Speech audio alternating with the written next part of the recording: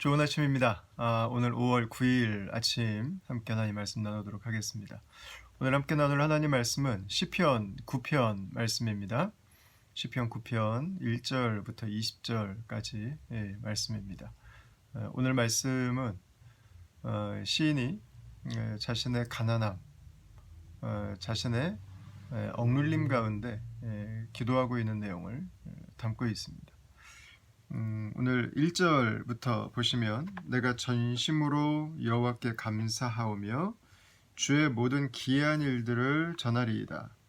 내가 주를 기뻐하고 즐거워하며 지존하신 주의 이름을 찬송하리니 내 원수들이 물러갈 때에 주 앞에서 넘어져 망함이니이다. 주께서 나의 의와 송사를 변호하셨으며 보좌에 앉으사 의롭게 심판하셨나이다. 아멘. 이 다윗이 이 시를 기록하면서 찬송으로 시작하고 있습니다. 감사로 시작하고 있습니다. 이유는 하나님께서 이스라엘 백성들 가운데 행하셨던 그 기이한 구원,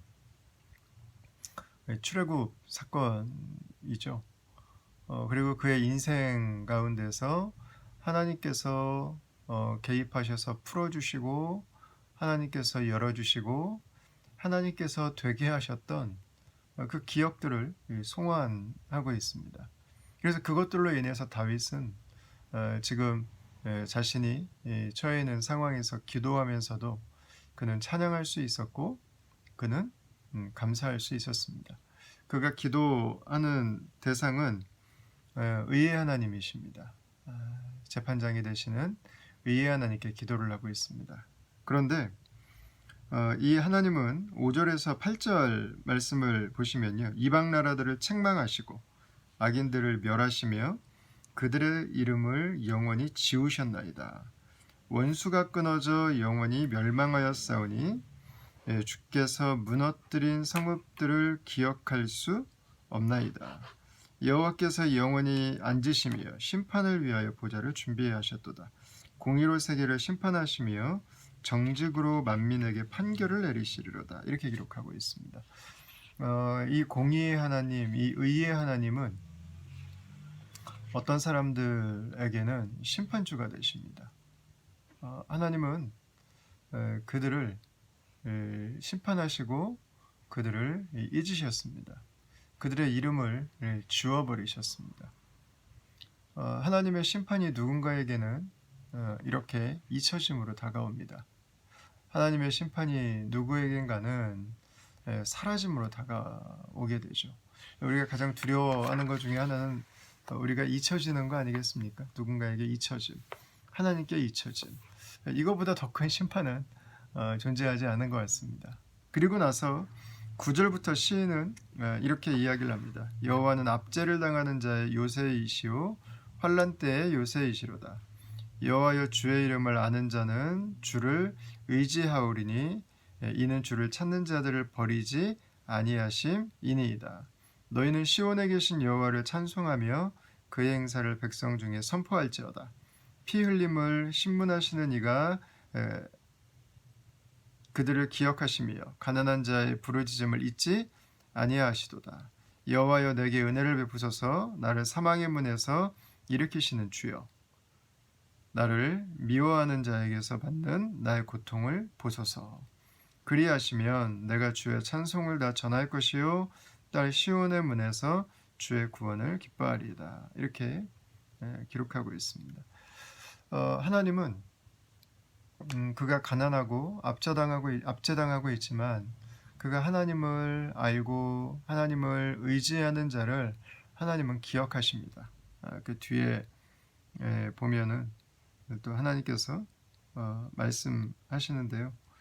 하나님께서 이방 나라들은 다 잊으실 것이고 그리고 하나님께서 자신 앞에 있는 가난한 자들은 영원히 잊어버림을 당하지 않을 것이라고 이 18절 말씀에 보면 기록을 하고 있습니다.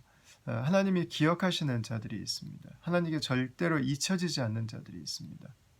똑같은 재판장이신데 똑같은 의의 하나님이신데 그 하나님이 임하실 때 그 하나님의 보좌로 나오실 때 어떤 사람들은 하나님께 잊혀지고 하나님께 심판을 당하고 어떤 사람들은 하나님께 기억이 되고 하나님께 절대 잊혀지지 않고 그리고 하나님의 돌봄과 하나님의 위로를 받게 되는 거죠. 여호와는 압제당하는 자의 요새시라 그랬습니다. 포트리스입니다. 포트리스. 하나님께서 얼마나 안전하게 지켜주시는지 품어주시는지 그를 보호해주시는지를 알려주는 아주 귀한 단어라고 할 수 있습니다. 그리고 하나님이 어떻게 그 약한 자들의 기도를 들으시고 그들을 기억하시고 그들을 갚아주시는가? 15절에 보면 이방 나라들은 자기가 판 웅덩이에 빠짐이여 자기가 숨긴 그물에 자기 발이 걸렸도다 그랬습니다. 마치 부메랑이 한번 던지면 다시 자기에게 날아오는 것처럼 하나님은 그들이 판 구덩이에 그들이 빠지게 하신다고 말씀하고 있습니다. 그들의 모략에 그들이 빠지고 그들의 계획에 그들이 넘어지게 된다는 것입니다. 여호와께서 자기를 알게 하사 심판을 행하셨으며 악인은 자기가 손으로 행한 일에 스스로 얽혔도다. 악인들이 스올로 돌아가며 하나님을 잊어버린 모든 이방 나라들이 그리 하리로다. 궁핍한 자가 항상 잊어버림을 당하지 아니하며 가난한 자들이 영원히 실망하지 아니하리로다.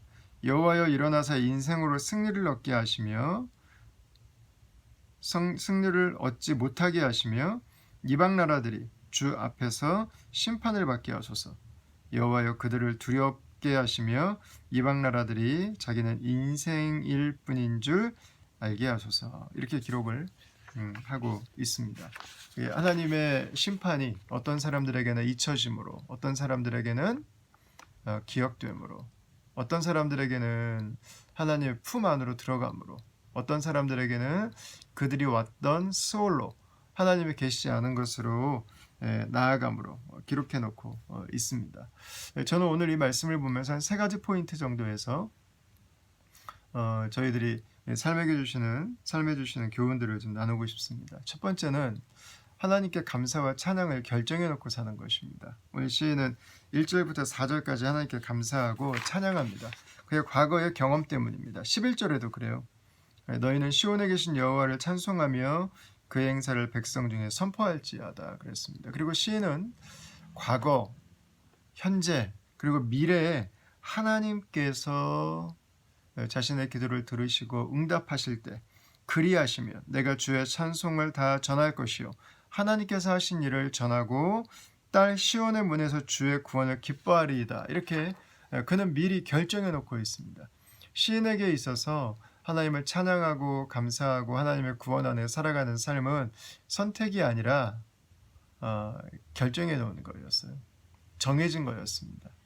오늘 하루 저희들의 삶이 감사하지 못할 만한 삶이 될 수도 있습니다. 기뻐하지 못할 만한 삶이 될 수도 있습니다. 그러나 여러분, 나는 여러분들이 감사를 결정하길 바랍니다. 우리에게 그동안 하나님의 구원의 역사를 일으켜 주셨고 그리고 내 삶에 수없이 많은 하나님의 돌보심의 은혜를 허락해 주신 것들로 인해서 여러분 우리 주님 앞에 감사하고 기뻐하고 주님을 찬양하고 앞으로 하나님이 우리 기도를 들어주시고 응답해 주시는 것으로 인해서 그분을 찬양하고 그분의 이름을 선포하는 저와 여러분들이 될 수 있기를 바랍니다. 두 번째는 가난한 자들과 억압당하는 자들을 돌아보는 것입니다. 우리가 나의 가난함과 나의 억압당함 속에서 하나님께 기도한다면 이 사회에는 이 세상에는 이런 자들이 많이 있습니다. 그리고 예수님은 가난한 자들을 자유케 하기 위해서 오셨다고 말씀하셨습니다. 가난한 자가 복이 있다고 누가복음은 기록하고 있습니다. 하나님은 가난한 자들에게 관심이 있습니다. 하나님은 그들의 눈물을 아시는 분입니다. 그들을 기억하시는 분입니다. 주님의 몸된 교회로서 우리는 가난한 자들을 기억할 수 있어야 합니다. 가난한 자들을 돌보아야 됩니다. 우리가 살아가는 이 사회는 상승기류가 굉장히 강한 곳입니다. 영성도 이 상향적 영성이 강합니다. 하나님과 하나님의 영광과 예배를 향한 우리의 열망이 있습니다. 그러나 하나님의 영성은 양쪽이 다 동시에 존재합니다. 가난한 자들과 구원받지 못한 자들과 억눌린 자들과 아파하는 자들과 고통당하고 아파하는 자들을 찾아가서 그들의 눈물을 닦아주고 그들의 마음을 씻어주고 그들이 하나님의 사랑을, 하나님의 터치를 경험할 수 있도록 우리의 삶을 내어드리는 것입니다. 하나님은 그것을 예배와 같은 걸로 보세요. 하나님은 그것을 예배와 똑같이 소중하게 생각하십니다. 우리가 우리의 이 일상, 우리의 사회 안에서 살아가면서 더 많은 것들, 더 큰 것들을 향하다 보면 자칫 가난한 자들과 억울한 자들과 억압당하는 자들을 향한 우리의 마음과 우리의 기도와 우리의 사명들을 잊기 쉽습니다. 그러나 주님의 부르심은 바로 그곳에도 있다는 것입니다. 그리고 마지막 세 번째는 주님의 궁극적인 심판을 우리가 오늘도 기대하며 살자는 것입니다. 이것이 오늘 하루를 살아가면서 우리가 오늘 하루의 삶의 부조리함과 그리고 우리에게 다가올 수 있는 나에게 합당한 내가 생각했던 것들이 돌아오지 않을 때 우리의 마음이 다치지 않고 상하지 않고 가장 온전히 갚으시는 주님, 가장 잘 아시는 주님, 나를 마지막까지 기억하시는 주님, 마지막 때에 온전한 심판을 행하실 그 주님을 우리가 바라보게 된다면 우리는 오늘 하루를 살아가면서 우리의 삶에 일어나는 크고 작은 이 웨이브들, 파도들 속에서 우리 마음의 평안을 유지해 갈 수 있고 우리는 감사 가운데 살아갈 수 있고 우리는 깊은 하나님의 은혜를 모든 순간 우리는 누릴 수 있게 될 것입니다. 오늘 시인의 기도는 자신의 가난함, 자신의 억압당함, 자신의 압제당함 가운데서 드려진 기도였습니다. 그러나 하나님은 우리에게 심판의 주로 오시지만 동시에 우리를 안아주시고 우리를 구원하시고 우리를 기억하시고 우리를 풀어주시는 하나님이십니다. 오늘 하루 저와 여러분들의 삶이 하나님의 품 안에서 우리 하나님의 보좌 안에서 그분을 즐거워하고 그분을 기뻐하는 하루가 될 수 있기를 바라고 저와 여러분들의 기도 속에 가난한 자들, 억압당하는 자들 그리고 다시 오실 주님께서 풀어주실 그날을 기대하면서 오늘 하루를 믿음으로 승리하는 저와 여러분들이 될 수 있기를 바랍니다. 우리 시간 같이 한번 기도하겠습니다. 하나님, 오늘 하루 우리 주의 다스림 가운데 있는 날인 것을 믿습니다. 하나님의 손이 오늘도 우리와 함께하고 계시고 하나님께서 완전한 당시의 구원으로 우리를 오늘도 이끌어 가심을 믿습니다. 오늘 하루 우리가 살아갈 모든 상황들 가운데 하나님 임하시고 주의 백성들로 평탄케 하시고 그 마음이 시원케 하시고 하나님 오늘 하루 우리가 살아가는 그 모든 자리들마다 주의 충만으로 역사하여 주시옵소서. 가난한 자들과 억압당하는 자들, 압제당하고 눌린 자들을 하나님 우리로 하여금 기억하게 하시고 다시 오실 주님을 기대하며 오늘도 찬송과 감사 속에 주 앞에 살아가는 하루 되게 하여 주시옵소서. 예수님 이름으로 기도합니다. 아멘. 네, 사랑하는 다음과 중 여러분, 오늘도 우리를 돌보시고 오늘도 우리를 축복하시는 주의 은혜 가운데 하루를 멋진 믿음의 승리로 살아갈 수 있기를 주의 이름으로 축원합니다. 감사합니다.